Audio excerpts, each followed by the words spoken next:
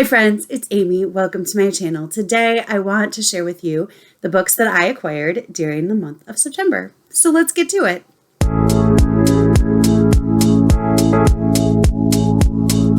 All right, so I want to start with subscriptions.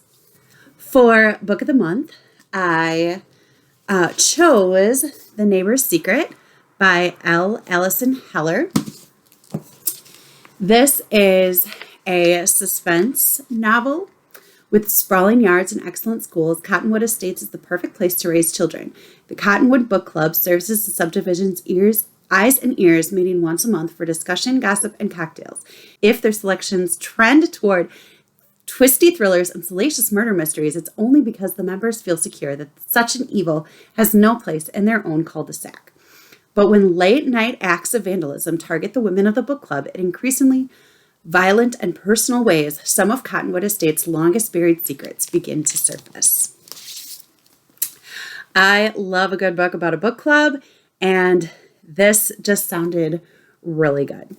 Because I became a VIP Book of the Month club member in August, I got to pick a second book for my birthday being in September, and I chose The Wife Upstairs by Rachel Hawkins. I see this book so much, and it just always looks so good. Meet Jane, newly arrived to Birmingham, Alabama. Jane is a broke dog walker in Thornfield Estates, a gated community full of McMansions, shiny SUVs, and bored housewives. The kind of place where no one will notice if Jane lifts the discarded tchotchkes and jewelry off the side tables of her well-heeled clients, where no one will think to ask if Jane is even her real name. Meet Eddie, recently widowed. He has become Thornfield Estate's most mysterious resident. Ever since his wife, Bee, drowned in a boating accident with her best friend, their bodies lost to the deep.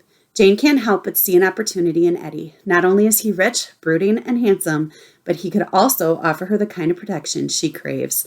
Yet as they two fall for each other, Jane is haunted by the legend of Bee, an ambitious beauty and successful entrepreneur with rags to riches origin story. How can she, plain Jane, ever measure up? And can Jane win Eddie's heart before her past or his catches up to her? It just sounds very intriguing, and it almost sounds like a Rebecca-esque quality to it. And I really enjoyed Rebecca. So I'm really hoping that I will like it and would like to get to it at some point soon. So that was Book of the Month. For Bookshelf Thomasville, I got a book that I already purchased, and that is Say It Out Loud by Alison Varnes. Actually, I already started reading this book out loud to my students, my 5th and 6th graders, and I are reading it together. And I think they're enjoying it. I'm enjoying it. I'm enjoying the discussions that they are having about what's going on in the story. Say It Out Loud is about Charlotte, who has a stutter, and her best friend, Maddie. And one day, something happens on the bus that puts a strain on Charlotte and Maddie's relationship. And middle school drama ensues. My students are very, very talkative about how dramatic it gets. And it should get dramatic because one of the side stories is about the play that the school is putting on, which is Wizard of Oz. And who doesn't love a good book that has the Wizard of Oz in it? Awesome. Since I already have a copy of Say It Out Loud by Alison Varnes for my classroom, I decided to send the book that I got from Bookshelf Thomasville to a bookish friend who has started teaching 5th grade. And I really thought that she could use this book in her classroom. So I went ahead and sent it on to her. So I really hope that she enjoys reading it in the future. All right. So those are my subscriptions. It was my birthday in September, and I actually did receive 2 books from a subscriber. The first one that I received is Alone, which is a book that I have read and loved, and I'm very excited to now have a copy to put into my classroom. And this is from Avigail, who is from Israel. And she said, I hope your kids will enjoy the book from a subscriber far away. I believe your class should enjoy a book because of your birthday. So she purchased this book for my students. And then I was amazed and so thankful for this book, Abigail. But then this package came a couple days later, and it is also from Abigail. She said that she has read one Riley Sager book and enjoyed it very much. So enjoy this book and your birthday. So thank you so much, Abigail. I loved it, and I really hope that I pronounced your name correctly, and I'm really sorry if I didn't. But, All right, and then I have a couple more new books that I got, and I used a gift card or some cash that I got for my birthday. I used at my local bookstore, and one thing that I got was Dandelion Wine by Ray Bradbury, and this takes place in the summer of 28 with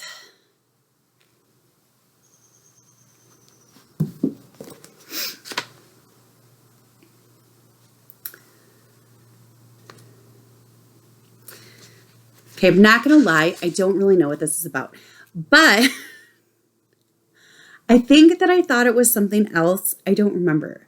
However, I do enjoy Ray Bradbury's writing. I love All Summer in a Day, and I would like to read more from him. So this seemed like a good thing to put in my cart. The reason I went with my Lion's Mouth bookstore is I wanted this book, Trespassers by Breena Bard. This is a graphic novel, and they had an author event. I couldn't make it to the author event, but they had a lot of signed copies. So I wanted to make sure that I got my hands on a signed copy. My students love graphic novels, and it sounded so good. So this is about Gabby. Gabby loves a good mystery. Gabby Woods is looking forward to another summer vacation at her family's lake house, even though she would rather bury herself in a mystery novel than make new friends. But soon, Gabby meets Paige, a snarky kid from Chicago, and they get caught up in a local mystery, the sudden disappearance of a glamorous couple and an extravagant lake house they left behind. To gather clues about the missing couple, Paige coaxes Gabby into trespassing. Though Gabby knows it's wrong, each sneaky visit to the abandoned lake house uncovers new mysteries. With suspicions mounting about foul play, Gabby must decide what she's willing to risk to uncover the truth, or if solving this mystery and keeping her friendship with Paige are more trouble than they're worth. I think my students are going to love this. It sounds so good. I can't wait to dig into this when I have a chance. That's Trespassers by Breena Bard. And then the last book that I got with that order was suggested to me from Amanda Ziba, who is a wonderful self-published author, but she's also into education and teaching. And she said that she loved using this book, Breakfast on Mars, and 37 other delectable essays with her students. This says language is from Rebecca Stern and Brad Wolfe. And Rebecca Stern is a language arts teacher who noticed her students were bored to death with essay writing. And the one thing she needed to inspire them, great examples appropriate for kids and young adults, was nowhere to be found. So she found examples of different kinds of essays that would help her students become great writers. So I am very excited to use this in my classroom and give my students some examples of great writing. I wanted to take part in the Pursuit of God read along with Krista at Books and Jam, and I found it in Thrift Books. And while I was there, I picked up 2 books that I can put in my classroom. And one is The Hobbit, which I read and enjoyed in August. And I think that I have some students that would like to read this, that would like it if they read this. So I thought having a copy in my classroom would be a good thing. So I picked this one up. This is not the edition that I thought it was, and I didn't notice it until Krista said something at her last live that she doesn't usually get the edition that she thinks she asked for when she orders from Thrift Books. And I have to say that I see what she means. Now, the other one that I got was Until Tomorrow, Mr. Marsworth by Sheila O'Connor. This book was highly recommended by Amanda at the Curly Reader. I think she was the one that was most vocal about it, but there were so many other people that did as well. This is a historical fiction, middle grade, takes place in 1968. 11-year-old Renee Kelly has just one thing she's looking forward to, her route as Lake Liberty's brand new paperboy. After her mother passed away, Renee and her older brothers, Dare and Billy, were shipped off to live with their grandmother, leaving behind their lives in Missouri for their parents' small Minnesota hometown. Stuck for the summer without a single friend, Renee dedicates herself to her route, which brings her right to the front door of Mr. Marsworth, the town recluse. I'm guessing a friendship ensues. I'm guessing Mr. Marsworth is a little bit of a lovable curmudgeon, and I'm on board for those kinds of books. So it is a library copy, so I'll have to do some magic to get the plastic off, but it's in fairly good hardcover shape. So I'm very excited about Until Tomorrow by Mr. Marsworth. No, Until Tomorrow, Mr. Marsworth by Sheila O'Connor. And finally, I went on a Goodwill run and Bethesda thrift store. And at Bethesda, I found this. It's called Plot Twist by Bethany Turner. And it's about a screenwriter. It looks like a really cute, adorable rom-com. An aspiring screenwriter has a chance encounter with an actor who could be the man of her dreams.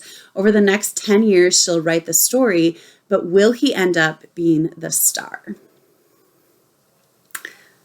It just sounds really cute. I don't know. So I picked it up.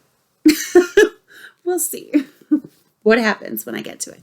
And then at Goodwill, I found Kindred by Octavia Butler. And this book I am not going to get too much into because so many people have talked about Kindred on BookTube. I will link below. Danny at Spinelli Speaks just gave a really great review for it, and it just really made me want it. So when I found it, I decided to pick it up at Goodwill, and it just looks really good. So Kindred. The last one that I got was Finding Serendipity by Angelina Banks. This book is I've heard about this in kind of a roundabout way. I was going over genre with my students, and one of the sample books that was shown in one of the resources I used was Finding Serendipity, and it sounded really good, the resource. So I decided that I, wanted to read it. And then that night, serendipitously, it was at Goodwill. So I got it. So this says, when Tuesday McGillicuddy and her beloved dog Baxter discover that Tuesday's mother, the famous author Serendipity Smith, has gone missing, they venture to the mysterious and unpredictable place where stories come from. To save the lives of those she loves, Tuesday must summon all her wit, courage, and imagination. But how will she ever find her way home? So it sounds like a really magical adventure, a nice little fantasy story with a little mystery in it. Just think it sounds really cute. So I decided to pick it up. Then I had a Better World Books order, and the books are at school, and I've already been showing them to my students. And both of them are by Gordon Korman, because a lot of my students are just like thrilled by anything Gordon Korman writes. And he had some backlist that isn't in the library at our library anymore. So when I found it on Better World Books, I thought, might as well put it in my classroom because Gordon Korman is usually a win. So I got Toilet Paper Tigers, which is a baseball team book, and Pop, which is about a football player who is injured during the game. So those are the books that I acquired for the month of September. Let's see.